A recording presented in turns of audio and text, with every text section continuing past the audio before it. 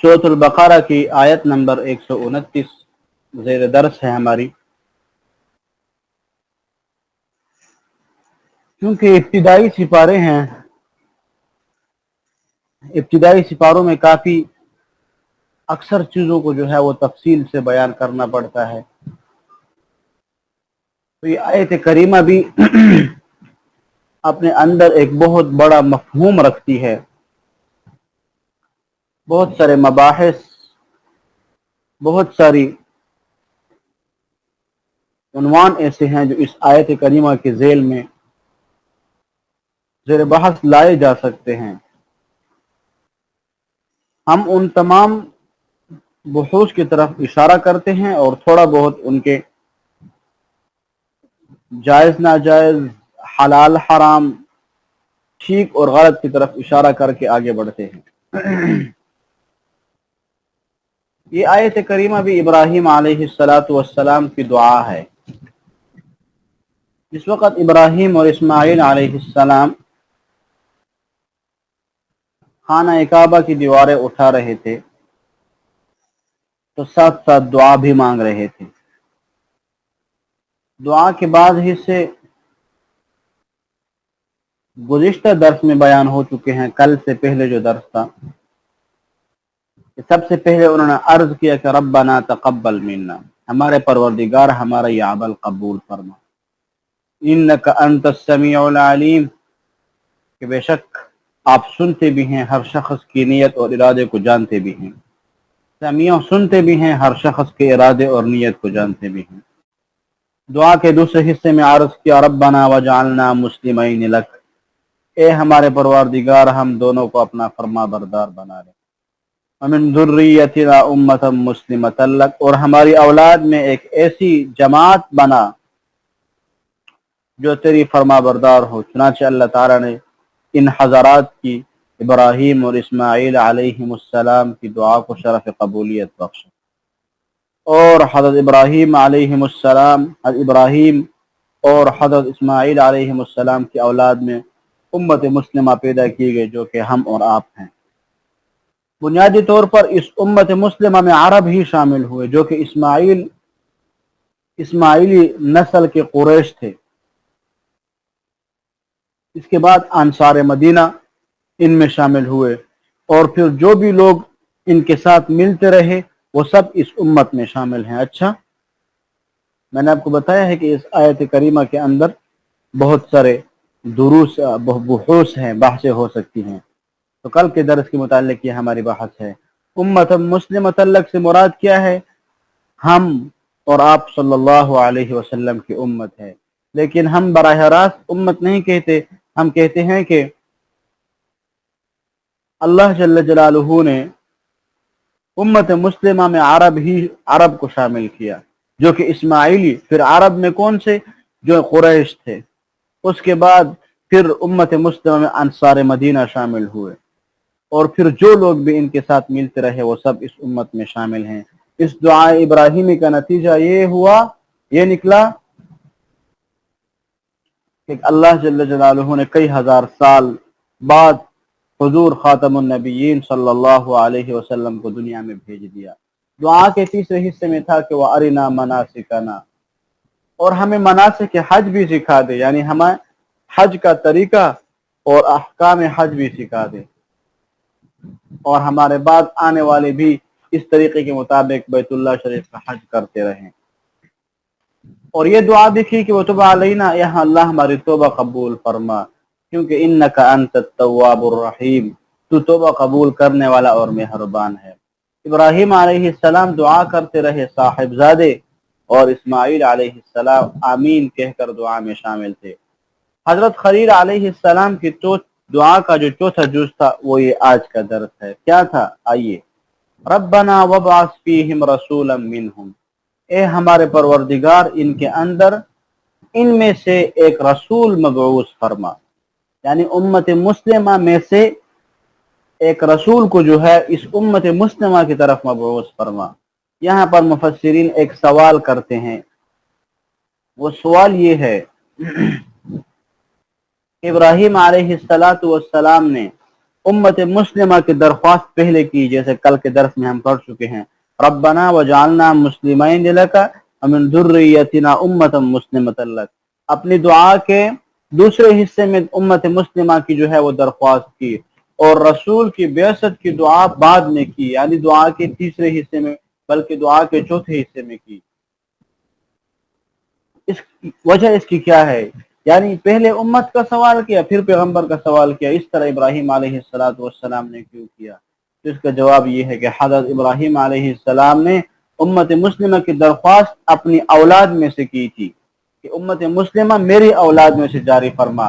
ظاہر ہے کہ قریش عرب حضرت ابراہیم اور اسماعیل علیہ السلام کے اولاد میں سے ہیں جنہوں نے امت مسلمہ کی داغ بیل ڈالی، پھر ان کے ساتھ انصار مدینہ شامل ہوئے اور پھر باقی لوگ شامل ہوئے، پھر باقی اقوام عالم کو امت مسلمہ کی رکنیت حاصل ہوئی۔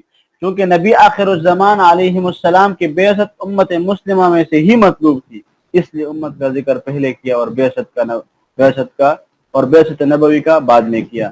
میں آپ کو ایک مثال اپنی طرف سے اس کی دیتا ہوں۔ ہمارے شرکائے درس ایسا ہے، ہم کہتے ہیں کہ ہم ایک نیا کورس شروع کرتے ہیں، مثال ہے، ایگزامپل ہے، ہم ایک نیا کورس شروع کرتے ہیں اور اس کورس میں جو ہے وہ ایک بندہ ہوگا جو اس کورس کو لیڈ کرے گا۔ تو آپ کہیں گے کہ حضرت آپ پہلے بندے کا انتظام فرما دے جو کورس کو لیڈ کرے۔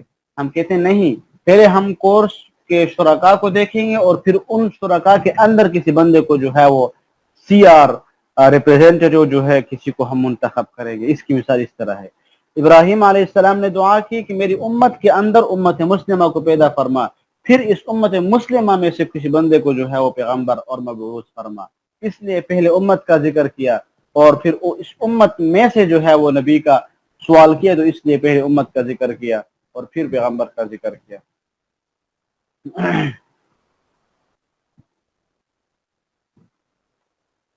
اچھا، تو یہاں پر جو دوسری بحث ہے وہ دوسری بحث یہ ہے، اس آیت کریمہ کے اندر ہے کہ ربنا وبعث فیہم رسولا، کیا رسولا، کہتے ہیں کہ لفظ رسول اس میں نکرہ ہے، اور اس لفظ نکرہ سے عظمت کا اظہار ہوتا ہے، لہذا اس کا معنی صرف رسول نہیں ہوگا بلکہ عظیم الشان رسول ہوگا، کیونکہ نکرہ عظیم الشان پر دلالت کرتا ہے، نکرہ عظمت کے اظہار پر دلالت کرتا ہے، اس لیے لفظ رسول کو نکرہ لایا گیا۔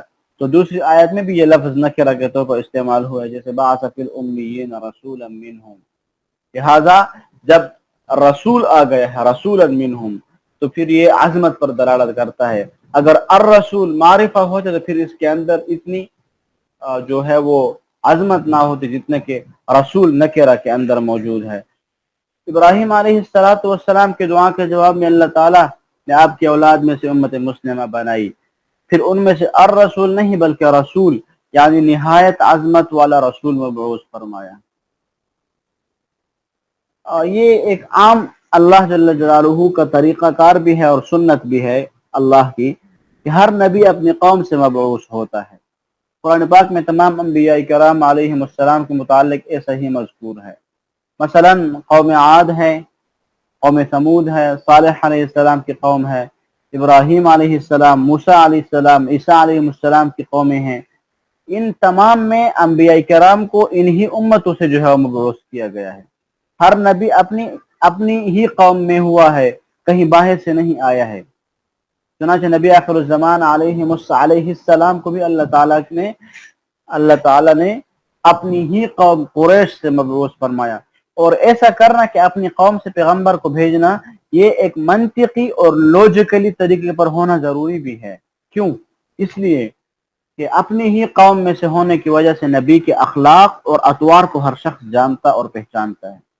اگر اپنی قوم سے پیغمبر کو مبعوث نہ کیا جائے اور باہر سے کوئی بندہ آئے اور وہ نبوت کا دعویٰ کرے تو لوگ اس کو پہچانتے نہیں ہوں گے، اس کو قبول کرنے میں اور اس کو ماننے میں لوگ جو ہے وہ اتنا جلدی اطمینان کا اظہار نہیں کرتے جتنا اپنی قوم کے اندر اگر کوئی بندہ اس طرح کہہ دے جیسا کہ پہلے ہوتا رہا ہے، وہ کہتے کہ میں اللہ کا رسول ہوں اور واقعی وہ اللہ کا رسول ہو، تو قوم چونکہ اس کی جیسے کہ رسول اللہ صلی اللہ علیہ وسلم نے 40 سال مکہ مکرمہ میں گزارے، 40 سال میں نہ کسی نے آپ کو جھوٹ بولتے ہوئے دیکھا، نہ دھوکہ کرتے ہوئے دیکھا، نہ بددیانتی کرتے ہوئے دیکھا۔ 40 سال تک آپ مکہ مکرمہ میں رہے، مکہ والے جانتے تھے کہ عبداللہ کا بیٹا ہے، عبد المطلب کا نواسہ ہے، اور پھر اس اعلیٰ نسب سے، اعلیٰ خاندان سے تعلق ہونے کے باوجود پھر معاشرے میں لوگ دیکھتے تھے کہ یہ بچہ جب لڑکپن اور بچپن کا زمانہ ہے تو یہ فضول کام نہیں کرتا، اس کی عادات اور اخلاق ایسے ہیں جو کہ بہت سنجیدہ اور بہت سینس پازیٹیو ہوتے ہیں، جو کہ بہت اچھے اور چیزوں کو سمجھنے والے ہوتے ہیں۔ باقی بچوں کی طرح یہ بچہ اپنا اوقات غفلت میں نہیں گزارتا، پھر وہ آہستہ آہستہ بڑا ہوتا ہے تو لوگوں کی توجہ اس کی طرف ہوتی ہے اور ہوتی ہے اور ہوتی ہے، یہاں تک کہ وہ سارے مکہ کے اندر عادل مشہور ہو جاتا ہے، امین مشہور ہو جاتا ہے، صادق مشہور ہو جاتا ہے۔ تو پھر جب ایک بندہ کا خاندان بھی معلوم ہو، پھر اس کے اوپر اخلاق و اطوار بھی اس کے ایسے ہوں، تو پھر قوم کو اس کی تابعداری کرنے میں جو ہے وہ اطمینان زیادہ ہوتا ہے بنسبت اس کے کہ باہر کا کوئی بندہ آئے اور اس کو جو ہے وہ نبی بنا کر جو ہے وہ بھیجا جائے۔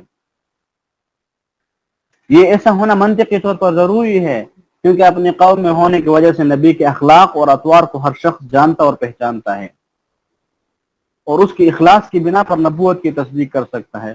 چنانچہ حضور علیہ السلام کی بعثت کی سعادت بھی آپ کی اپنی قوم کو حاصل ہوئی۔ یہاں پر جو وہ یہ ہے کہ نبی انسان ہی ہوتا ہے۔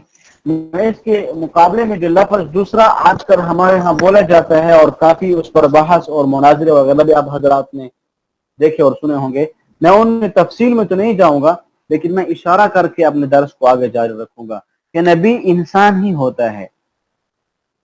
نبی کیا ہوتا ہے؟ انسان ہی ہوتا ہے، اور قرآن نے جہاں بھی نبی کا ذکر کیا ہے تو لفظ بشر کے ساتھ کیا ہے، اور بشر عربی میں انسان کو کہتے ہیں۔ اور باقی کچھ لوگ ایسے ہیں جن کا عقیدہ ہے کہ نبی بشر انسان نہیں ہوتا بلکہ وہ نور ہوتا ہے۔ تو ہم قرآن مجید کی 2-3 آیات کے ساتھ یہ چیز پڑھیں گے کہ ہمارا عقیدہ یہ ہے کہ نبی جو ہوتا ہے وہ انسان اور بشر ہوتا ہے، البتہ فرق اتنا یہ ہے کہ نبی افضل البشر ہوتا ہے، وہ تمام انسانیت میں افضل ترین انسان ہوتا ہے، وہ عام انسانوں کی طرح نہیں ہوتا۔ نبی عام انسانوں کی طرح کس طرح نہیں ہوتا؟ عام انسانوں کی طرح اس نبی کے اندر جو عام انسان کے اندر خواہشات پائی جاتی ہیں، گناہ کا تقاضا پایا جاتا ہے، نبی کے اندر جو ہے وہ اس طرح کی چیزیں نہیں ہوتی۔ تو چونکہ پیغمبر اپنا انسان ہی ہوتا ہے تو اس کی طرف جو ہے وہ انسانوں کی جو ہے وہ اللہ جل جلالہ اس کو انسانوں کی طرف بھیجتے ہیں۔ اچھا، چونکہ نبی اپنی ہی قوم میں سے ہوتا ہے، جیسا کہ ہم نے پڑھا آپ علیہ الصلوۃ والسلام قریش سے ہیں، تو جب اپنی ہی قوم سے ہیں تو یہاں ایک بہت کلیئر اور واضح آپ حضرات سمجھ سکیں گے، جب اللہ نے کہا کہ اپنی ہی قوم سے ہے، تو اپنی قوم اگر انسان ہے تو پیغمبر انسان ہوگا۔ جب اپنی ہی قوم سے اللہ ہی کہہ رہے ہیں کہ اپنی ہی قوم سے ہے، پھر قوم کو ہم دیکھ رہے ہیں قوم تو انسان ہے، تو پھر اپنی قوم سے آنے والا شخص وہ غیر انسان کیسے ہو سکتا ہے؟ وہ غیر انسان کیسے ہو سکتا ہے؟ یعنی وہ انسان نہ ہو نور ہو، یہ تو ممکن نہیں ہے۔ ہم کہتے ہیں کہ انسانوں سے جو ہے وہ انسان ہی پیدا ہوتے ہیں، تو ٹھیک ہے، انسانوں سے انسان ہی پیدا ہوتے ہیں، اگر ہم انسانوں سے کسی دوسری مخلوق کو مان لیں، یہ تو ممکن نہیں ہے کہ انسان سے کوئی دوسری مخلوق پیدا ہو جو انسان نہ ہو۔ جب اللہ نے کہہ دیا کہ اپنی ہی قوم سے ہوتا ہے اور اس کی قوم انسان ہے، تو وہ بھی اسی جنس سے ہوگا، انسانوں کی طرف مبعوث ہونے والا نبی انسان ہی ہوگا، کسی غیر نسل سے نہیں ہو سکتا۔ اگر ایسا ہو تو امت کو نبی کی اتباع میں سخت دشواری پیش آ سکتی ہے، یہ دوسرا جواب ہے، عقلی ریزن یہ ہے دوسری۔ اگر آپ کو کوئی کہے کہ پیغمبر انسان نہیں ہوتا، دوسری جنس سے ہوتا ہے، تو پھر امت کو نبی کی اتباع میں سخت دشواری پیش ہو سکتی ہے۔ پھر امت اس نبی کی اتباع کیسے کرے گی؟ میں انسان ہوں کہ دوسری مخلوقات جن اور ملائکہ ہیں، میں ان کو پہچان نہیں سکتا، میں ان کو دیکھ نہیں سکتا، میں ان کی اتباع کیسے کروں گا؟ تو پھر امت کو نبی کی اتباع میں سخت دشواری پیش آ سکتی ہے، یا بعض معاملات میں اتباع ناممکن بھی ہو سکتی ہے۔ مثلا اگر کسی فرشتے یا جن کو انسان کی طرف نبی مبعوث کیا جائے تو یہ نسل ہی مختلف ہوگی، نبی اور امت کے مادہ تخلیق میں فرق ہوگا، ان کی بود و باش اور عادات و خصائل میں فرق ہوگا، ان کی ضروریات مختلف ہوں گی، لہذا نبی کا اتباع کیسے ممکن ہوگا؟ اور پھر یہ بھی ہے کہ نبی کا اپنی قوم کی جنس سے ہونا کوئی عار کی بات نہیں ہے، بلکہ یہ تو انسانیت کا امتیاز ہے، اور انسانیت ہی کی عظمت پر دلالت کرتی ہے یہ بات۔ اچھا، اب پانچویں بحث یہ ہے کہ نبی کس کو کہتے ہیں؟ تو علم عقائد، جس علم کے اندر عقائد بحث کیے جاتے ہیں، تو علم عقائد والے نبی کی تعریف اس طرح کرتے ہیں، جیسے کہ شرح عقائد ہے: الرسول انسان بعثه اللہ تعالی الى الخلق لتبلیغ الاحکام، یعنی نبی وہ انسان ہوتا ہے جسے اللہ تعالی لوگوں کی طرف احکام شرعیہ پہنچانے پر مقرر کرتے ہیں۔ چنانچہ اللہ تعالی اس کام کے لیے جس انسان کو منتخب فرماتے ہیں اس پر وحی نازل فرماتے ہیں، اور اس کی شان کو بلند فرماتے ہیں۔ لوگوں نے خواہ مخواہ باطل عقائد وضع کر لیے ہیں کہ نبی کو انسان کہنے سے انسان کے اس کی نعوذ باللہ توہین ہو جاتی ہے، یعنی پیغمبر کو انسان کہنے سے نعوذ باللہ پیغمبر کی توہین ہو جاتی ہے۔ یہ غلط عقائد ہے، ایسی کوئی بات نہیں ہے، بلکہ نبی کا انسان ہونا انسانیت کی عظمت پر دلالت کرتا ہے۔ اب تیسری وجہ دیکھیں، اللہ تعالیٰ نے جب آدم علیہ السلام کو پیدا فرمایا تو کہا انی خالق بشرا من طین، بشر کو مٹی سے پیدا کرنے والا ہوں۔ تو اس میں تحقیر کی کون سی بات ہے کہ پیغمبر کو مٹی سے پیدا کیا گیا ہے؟ نہ معلوم لوگوں نے یہ کیسے سمجھ لیا ہے کہ نبی کو بشر کہنے سے نبی کی توہین ہو جائے گی۔ ہاں، یہ بات ضرور ہے کہ نبی ایک عام انسان کی طرح نہیں ہوتا جس میں ہر نیک و بد شامل ہوتا ہے، بلکہ نبی کو تمام امت پر افضلیت حاصل ہوتی ہے، اور وہ معصوم ہوتا ہے۔ اہل سنت والجماعت کا عقیدہ یہ ہے کہ نبی جو ہوتا ہے وہ گناہ سے معصوم اور پاک ہوتا ہے۔ البتہ جہاں تک انسانیت یا بشریت کا تعلق ہے، قرآن پاک نے بار بار اس کی تصدیق کی ہے۔ قل انما انا بشر مثلکم، خود حضور صلی اللہ علیہ وسلم سے اعلان بشریت کرایا ہے، دوسری جگہ آپ ہی کی زبان سے کلوایا ہے هل كنت الا بشر الرسول، آپ فرما دیجئے کہ میں اس کے سوا کچھ نہیں کہ ایک انسان ہوں۔ لہٰذا آپ علیہ الصلاۃ والسلام کو انسان کہنا یہ نبی کی توہین نہیں ہے۔ آپ علیہ الصلاۃ والسلام بے شک انسان بشر تھے، اور بشر میں افضل البشر تھے۔ آپ کے درجے تک کوئی امتی بھی نہیں پہنچ سکتا، اتنے عظیم اور اعلیٰ درجے کے جو ہے وہ آپ علیہ الصلاۃ والسلام انسان تھے۔ امتی خواہ کتنا بھی نیک خوار ہو، صالح اور پاک باز ہو، معصوم نہیں ہوتا۔ اور پیغمبر کیا ہوتا ہے؟ وہ گناہوں سے پاک اور معصوم ہوتا ہے۔ تو فرمایا اے ہمارے رب، امت مسلمہ میں انہی میں سے ایک رسول بھیج، یتلو علیہم آیاتک، جو ان پر تیری آیات تلاوت کرے۔ آیات سے مراد احکام یا فرمان ہیں۔ اللہ جل جلالہ جو فرمان ارشاد فرماتے ہیں، آیات سے وہ فرمان مراد ہے یا احکام شریعت جو ہے مراد ہیں۔ چنانچہ ابراہیم علیہ السلام نے عرض کیا کہ مولا کریم، جس عظیم الشان نبی کی بعثت کی دعا کر رہا ہوں اس کا پہلا فرض یہ ہو۔ ابراہیم علیہ السلام کیا کہتے ہیں؟ ربا، اس امت مسلمہ کے اندر اس امت مسلمہ میں سے ایک پیغمبر کو مبعوث فرما، لیکن اس پیغمبر کے فرائض کیا ہونے چاہیے؟ آگے اس پیغمبر کے فرائض کا ذکر ہے۔ پہلا فرض یہ ہو کہ وہ تیری آیتیں پڑھ کر سنائے، یعنی اپنی امت کو تیری آیتیں پڑھ کر کیا کرے؟ سنائے، اور انہیں تیرے احکام سے آگاہ کرے، امت کو احکام سے آگاہ کرے۔ یہ پہلا فرض ہوگا نبی کا، کیونکہ نبی کے لیے اللہ تعالیٰ کا حکم عام ہے، یا ایھا الرسول بلغ ما انزل الیک من ربک، یعنی اللہ تعالیٰ کی طرف سے جو بھی حکم آپ پر نازل ہو آپ اسے آگے امت تک پہنچا دیں۔ تو کیا تو نبی کی بعثت ہوتی ہی اس لیے ہے کہ وہ لوگوں کو اللہ کے احکامات جو ہے پڑھ کر سنائے، لوگوں کو اللہ جل جلالہ کے احکامات سے کیا کریں؟ آگاہ کریں۔ اچھا، آیت کے جو ہے وہ اس آیت کریمہ کے اندر آتا ہے کہ یتلو علیہم، تو تلاوت کے دو مفہوم ہوتے ہیں۔ پہلا مقصد احکام کو دوسروں تک پہنچانا یا دوسروں کو تعلیم دینا، اور اس کا دوسرا مقصد وہ یہ ہے کہ یتلو، تلاوت کا مطلب یہ ہے کہ انسان اپنی ہی ذات کے لیے تلاوت کرے، کیونکہ قرآن کی تلاوت کرنا ثواب کا ذریعہ ہے۔ تو دوسرا معنی اور مفہوم یتلو کا یہ ہے کہ اپنے لیے، اپنی ذات کے لیے قرآن کی تلاوت کرو۔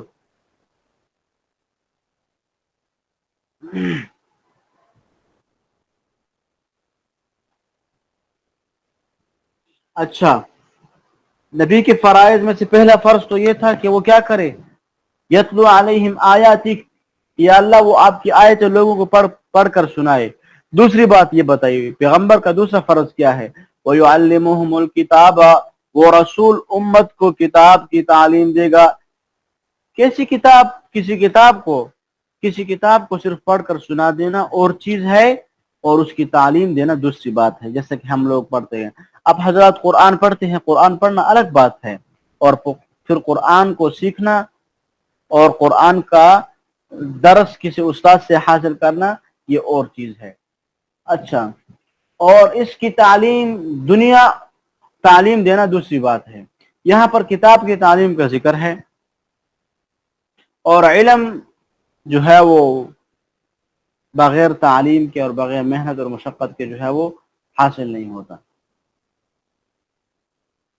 لہذا علم کے لیے جو ہے وہ محنت کرنا بہت ضروری ہوتی ہے۔ آپ حضرات بڑے ہیں، آپ حضرات یہ بات سماعت فرما لیں، علم کے لیے محنت کرنا اور مشقت کرنا بہت ضروری ہوتا ہے۔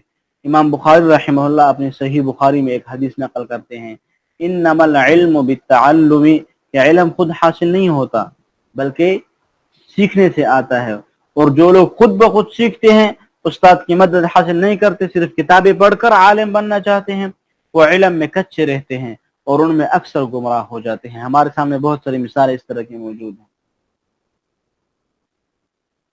لہذا پیغمبر کا دوسرا فرض کیا ہے؟ وَيُعَلِّمُهُمُ الْكِتَابَ، کہ وہ ان لوگوں کو کیا کرے گا؟ وہ ان لوگوں کو کتاب کی تعلیم دے گا، ان کو کتاب سکھائے گا۔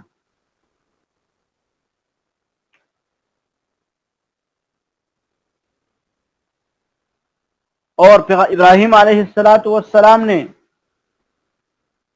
اس دعا کے اندر پیغمبر کا تیسرا فرض ذکر کیا۔ تیسری دعا یہ تھی کہ یعلمہم الکتاب والحکمہ، ایسا رسول مبعوث فرما جو لوگوں کو کتاب کے علاوہ انہیں حکمت کی تعلیم بھی دے۔ حکمت کی تشریح میں مفسرین کرام کے بہت سارے اقوال ہیں کہ حکمت کسے کہتے ہیں۔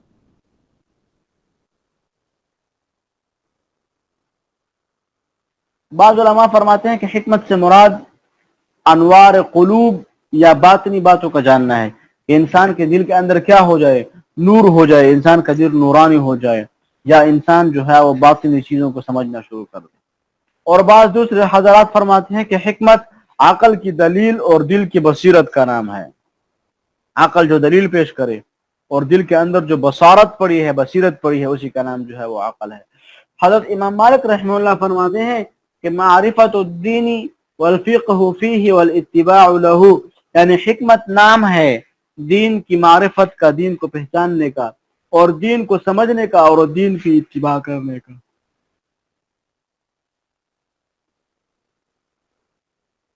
کیا ہے یہ؟ حکمت کی جو ہے وہ تعریف ہے، اور مختلف اقوال اس حکمت کے اندر جو ہے موجود ہیں۔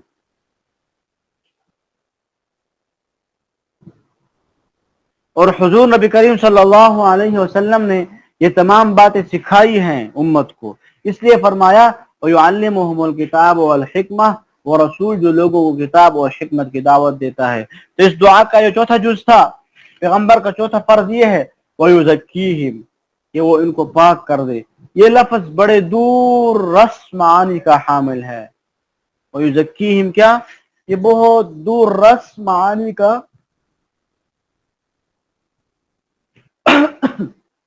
یہ لفظ جو ہے وہ حامل ہے۔ اس کے اندر بہت سارے جو ہے وہ بڑے بڑے نتائج اس آیت کے اس لفظ کے اندر جو ہے وہ پڑے ہوئے ہیں۔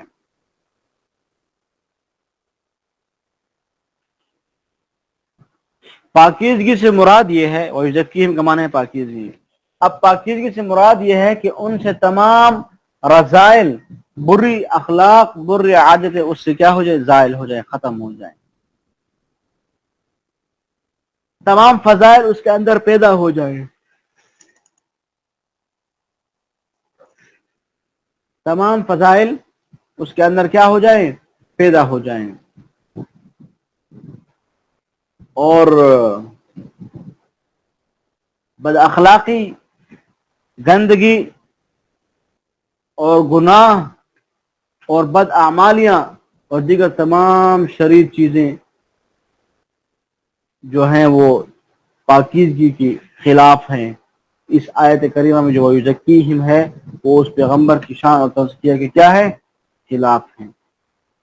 اور حضرت ابراہیم علیہ السلام کی دعا کا جو آخری حصہ ہے وہ اس لفظ پر مشتمل ہے کہ تزکیہ، اس کی خصوصی ہدایت ابراہیم علیہ السلام نے کی۔ اچھا، بزرگان دین نے یہ آپ حضرات نے سنا ہوگا کہ فلاں نے بیعت کر لی، فلاں نے بیعت کر لی، تو کہتے ہیں کہ جو اہل حق علماء کرام ہیں،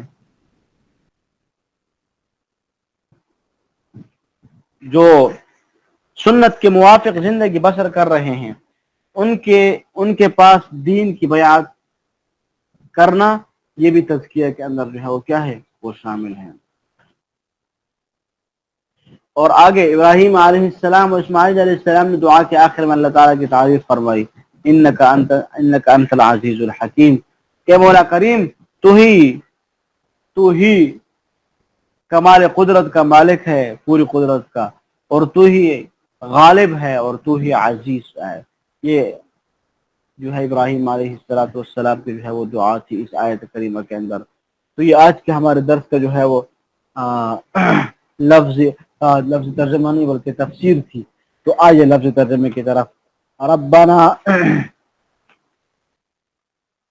ربنا اے ہمارے رب، وبعث بھیج دے، فیہم اس امت کے اندر، رسولا ایک رسول، منہم جو اس امت سے ہو، یتلو علیہم آیاتہ، یتلو جو تلاوت کرے، علیہم اس امت پر، آیاتی کا آپ کی آیتیں، ویعلمہم اور سکھائے ان لوگوں کو، الکتاب کتاب، والحکمت اور حکمت سکھائے، ویزکیہم اور ان کو پاک کرے، انکا انت العزیز الحکیم، بے شک تو زبردست اور حکمت والا ہے۔ صدق اللہ العظیم۔